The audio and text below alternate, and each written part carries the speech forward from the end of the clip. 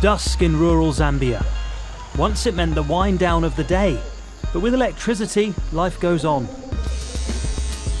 Damien got power a year and a half ago and says it's been transformational.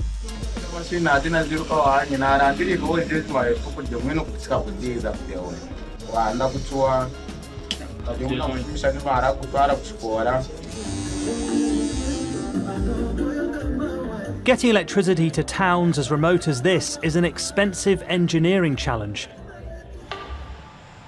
Follow the pylons and it brings you here, Zambia hydropower plant.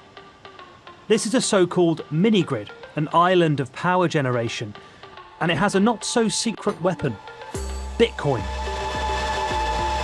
Since 2013, this container full of powerful computers has been whirring away in the Zambian bush 24/7, earning Bitcoin, the most valuable virtual currency. These are the actual miners. They're not very sexy, but they do their job. All a miner needs is a power cord and an internet connection. It starts mining. How many are in right now? There's about 120 in here right now.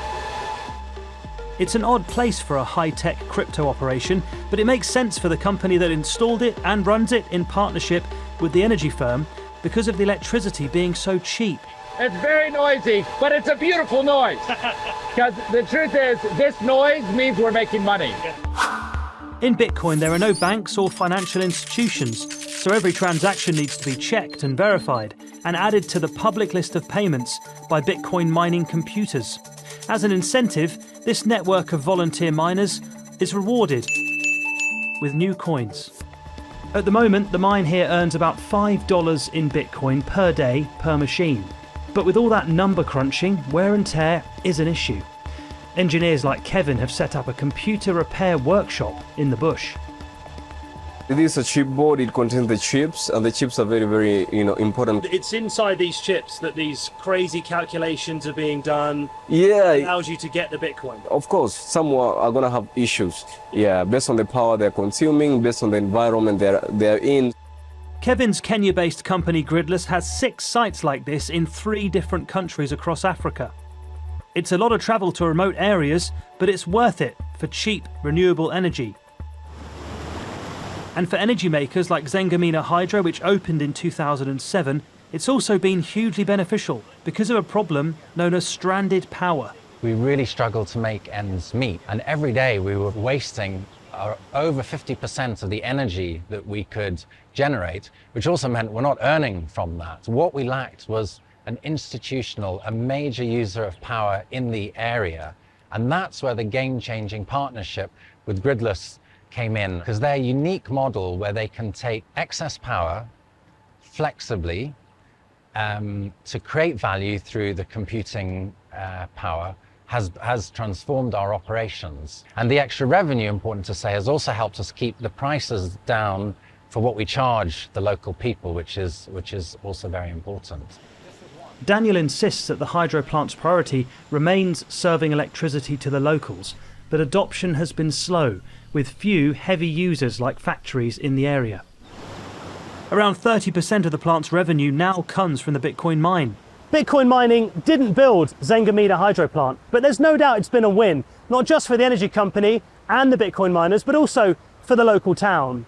However, the plant has received a huge amount of investment and will soon be expanding. They hope to sell any excess energy eventually back to the grid.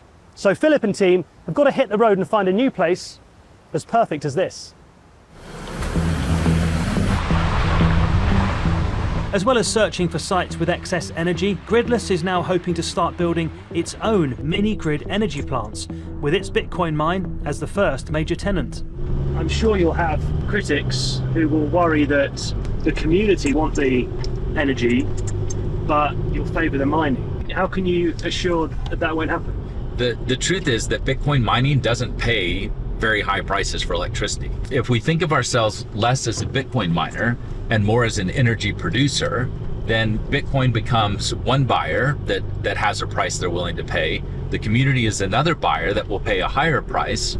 Our economic interest is to sell to the higher paying customer, and that's always going to be the community. The mission to get electricity to isolated communities is a monumental task in Africa. A 2022 estimate from the International Energy Agency suggests 600 million people on the continent are without power. But because of Bitcoin's reputation, some companies and authorities remain uncomfortable with including it in electrification projects. These are the kind of operations that dominate crypto mining. Globally, the industry is estimated to use as much energy as a small country like Poland. But according to analysts, there are signs that could be improving, with more of the mining giants moving to sustainable energy mixes instead of just fossil fuels. Setups like Zambia have none of these problems. Yes, they're a tiny part of the overall mining picture, but they're also a rare example of a controversial industry creating much more than just digital coins.